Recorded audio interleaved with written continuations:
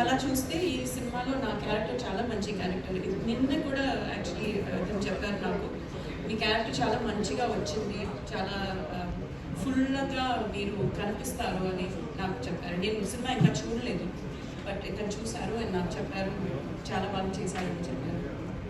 So నా character మాత్రం కాదు, ఈ ట్రైలర్లో చూసే అన్ని చిన్న చిన్న ఒక షాట్లో వచ్చే క్యారెక్టర్స్ కూడా ఒక ఇంపార్టెంట్ రోల్ ఉంది ఈ సినిమాలో. So that way I'm very happy by choosing this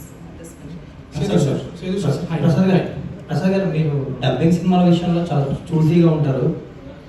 మీరు డబ్బింగ్ సినిమా విషయంలో చాలా చూసీగా ఉంటారు. ఈ సినిమా పిక్ చేసుకొని రిలీజ్ చేయడానికి తెలుగు స్టేట్స్లో రీజన్ ఏంటి సార్? మీకు నచ్చిన అంశం ఏంటి ఈ సినిమా? ఇది మా సురేష్ గారు చెన్నైలో ప్రొడ్యూసర్ గారితో అప్రోచ్ అయ్యారు. మేమంతా ఆంధ్ర ఎలక్షన్లో బిజీగా ఉన్నాం. అప్పుడు